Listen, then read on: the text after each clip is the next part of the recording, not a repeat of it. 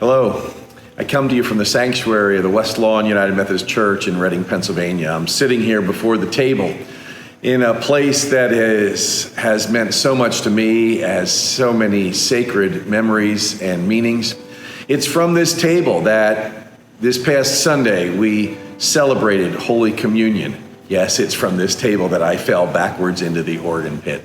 But it's from this table where we gather together to consecrate the bread and the cup, to be for us the body and blood of Christ. It's that very real presence of Christ that we seek, and I wish for you this Advent and Christmas season, indeed throughout the coming year and years. I share all this because at Christmas time, perhaps more than any other, we are easily drawn into a mixed message of the meaning of the season. We are preoccupied at times with shopping and getting just the right gift. And if you come from a family like mine, where my parents, I always felt, tried to do equally, and my in-laws even more so, we joke about it now as our parents are in heaven. But what they must think of us and the way we have tried to mimic them. My mother-in-law used to keep track of how much she spent on each child and in-law and grandchild. And it was not uncommon if the amount she spent on me was $2.50 less than she spent on her other son-in-law.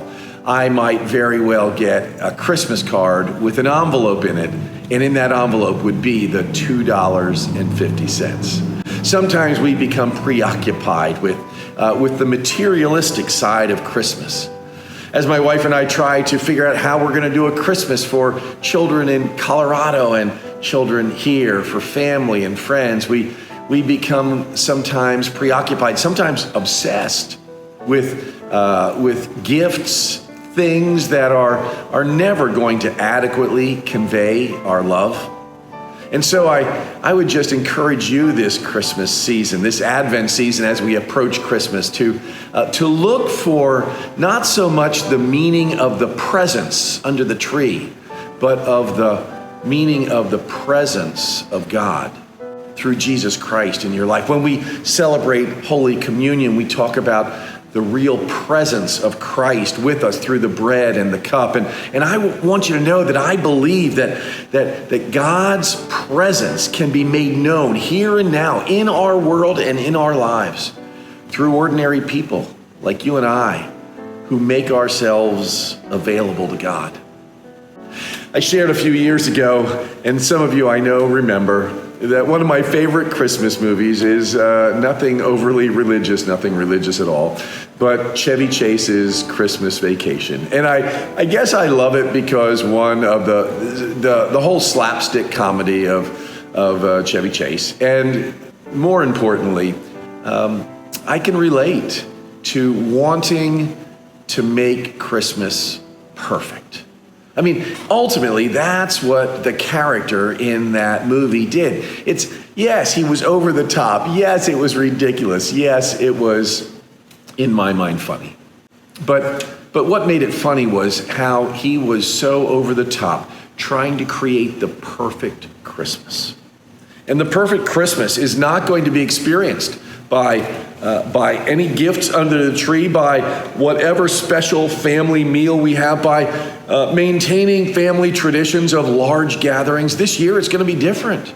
This year we'll be looking at, I hope, smaller family gatherings. This year we'll be trying to do the things that prevent the spread of the COVID-19 virus.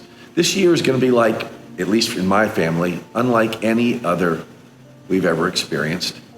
But it doesn't mean that it's going to be less, because Christmas is ultimately not about the number of people around the table. It's not about the food on the table. It's not about the gifts under the tree or the amount of time we spend with people or the amount of money we spend on them. Christmas is about experiencing the very real presence of Jesus Christ in our lives and in our world. I'd like to suggest to you that in this very unusual Advent season, and in what is sure to be a challenging Christmas season, that you and I take this opportunity, take this opportunity to create some new traditions that focus on the one who came into the world. Focus on the one who is the miracle worker instead of on materialistic things. Focus on God. Focus on his son sent into the world to bring salvation to you and me, to bring peace into our world, to change the world around us. And focus on how God may want to use you and me to bring about that change. I believe in miracles. I believe that God is still in the miracle business, and I believe he wants to work a miracle this Christmas through you and through me. So let's focus our hearts and our minds not on the presents under the tree, but on the presence of Christ that we experience at the table and that we experience in our lives when we surrender ourselves fully to Jesus. Friends, I'm excited about this Advent journey, and I'm thankful that you're embarking on it with us. May God bless us as we prepare for and experience a different kind of Christmas, and may God be with you till we meet again.